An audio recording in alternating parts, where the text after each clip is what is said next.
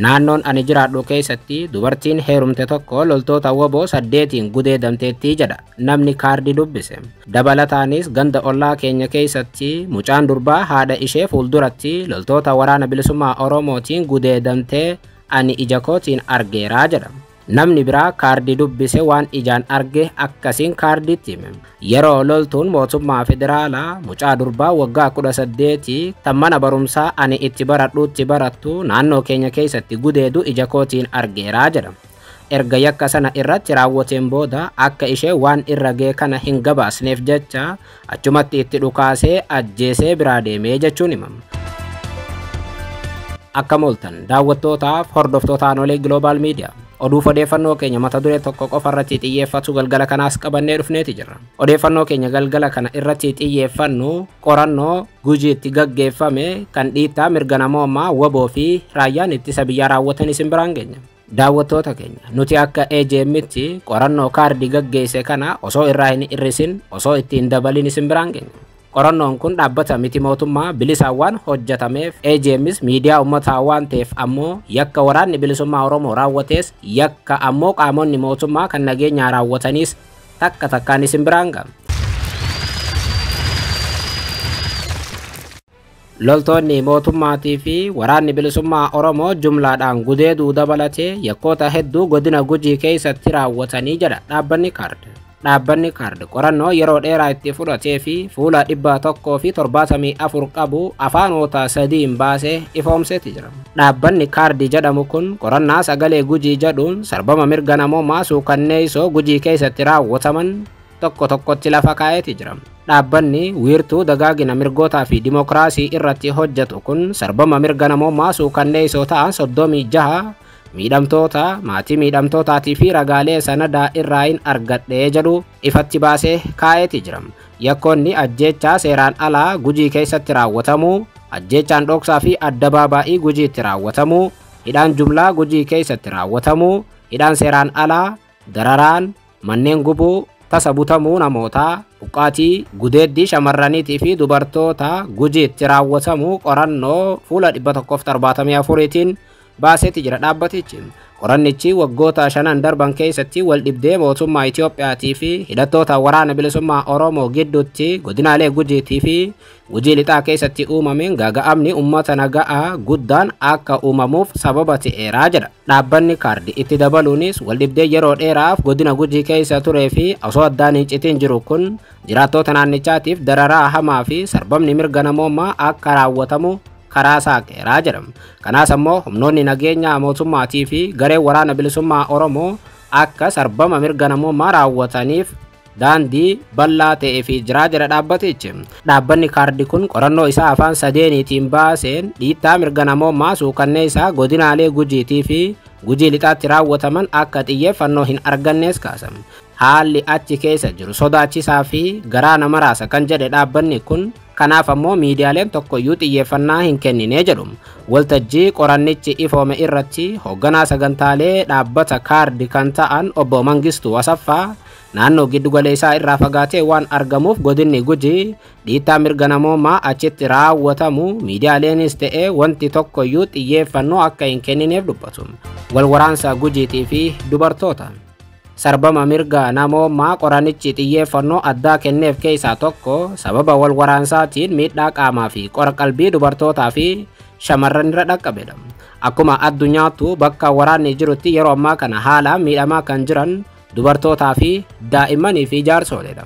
Keessumaa wal waraansa Itoophiyaa keessatti adeemaa jiruun dubartoonni kumoota dhibbaan lakkaa'aman waraanaan miidhamaniiru. Qe'ee isaanii irraa buqqa'uu dabalatee gudeeddiin dubartoota irra ga'uu bakka waraanni jiru maratti hammaateeti jira. Dhaabbanni kaardi ammoo dhimma kana irratti xiyyeeffachuun qorannoo gaggeesseen Gujii keessatti yeroo wal waraansaatti dubartoonni maal irratti akka argaman namoota ijaan arganii fi dubartoota miidhaman dubbiseeti jira. Namni tokko taatee achitti uumame kaardiif yaada laateen naannoon ani jiraadhu keessatti dubartiin heerumte tokko loltoota waraana bilisummaa Oromoo 8 gudeedamteetti jechuun kaardiitti hime. Dabalataanis jedha namni kaardii dubbise kun ganda ollaa keenya keessatti mucaan durbaa haadha ishee fuulduratti loltoota wabootiin gudeedamteetti kana ija kootiiniin argee jedhu. Gaafa haati gidduu seenuuf jettu achumatti haadhatti dhukaasanii galaafatan kan jedhu namni ijaan ta'ii kana arge. Ta'iiwwan akkasii kun dhibbaan lakkaa'amanii fi hammana hin jedhamne dubartootaa fi shamarran keenya irraan geessiseera jechuun kaarditti dubbate namni kun. Haaluma wal fakkaatu namni biraa kaardii dubbise waan ijaan arge akkasiin hima. Yeroo loltuun mootummaa kan federaalaa mucaa durbaa waggaa 18 tan mana barumsaa ani itti baradhuutti barattu tokko naannoo keenya keessatti gudeedu ija kootiin argeera jechuun kaarditti hima. Itti dabaluunis erga yakka sana irratti raawwateen booda akka isheen waan irra ga'e kana hin gabaasneef jecha achumatti itti dhukaasee ajjeese kan jedhu namni kun. Loltuun kun itti dabalees maatii intala hundaatti erga itti dhaadateen booda abbaa intala kanaas ajjeesee deemee jedhama.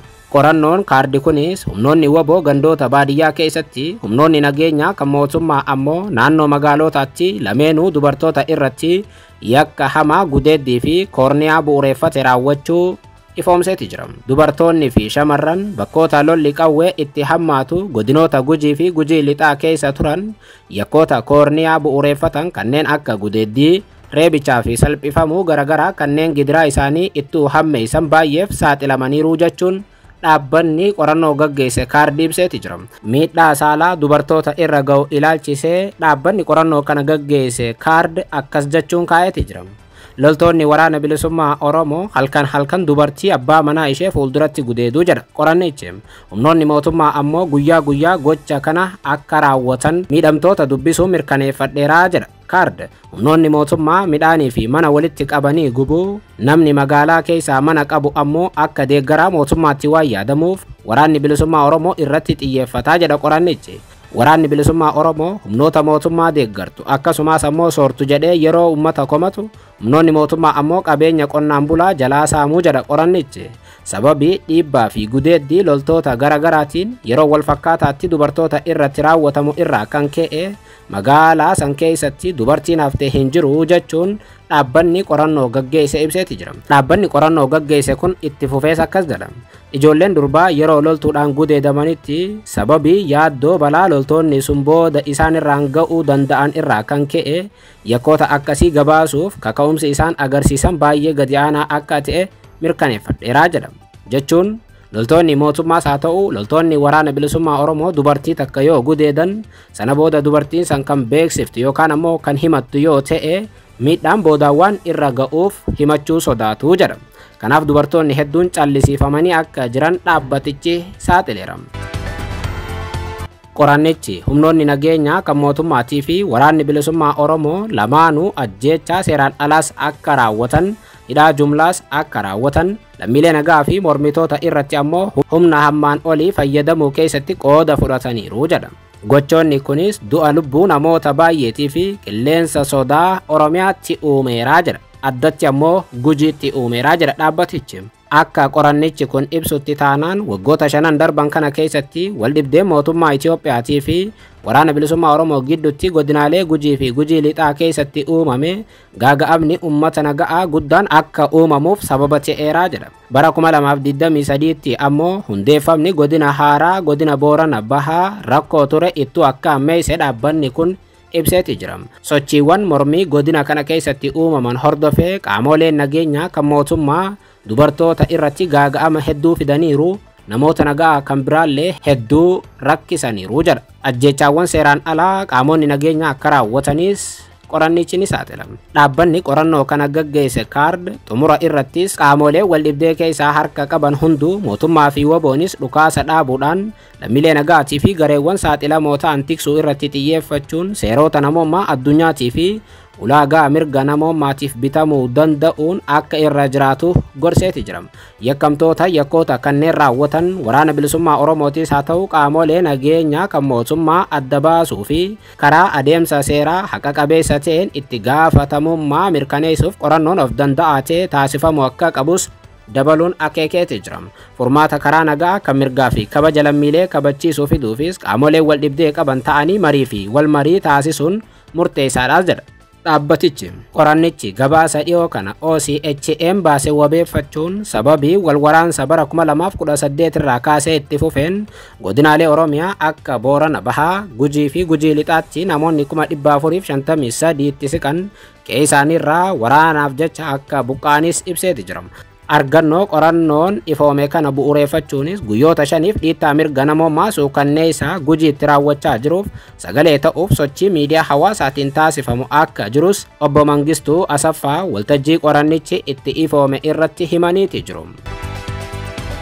Walumaa galatti qorannoon kun ifatti kan inni ibsu qaamoleen lachuutu jechuun waraana bilisummaa Oromootii fi qaamoleen nageenyaa kan mootummaatis lamaan isaaniitu ummataaf dhaabbachuun hafee ummatayyuu rakkisaa akka jiran ibsa. Qaamolee lamaaniin Oromiyaaf nagaa buusaa jechaanii ammaaf kan qabanne kanuma.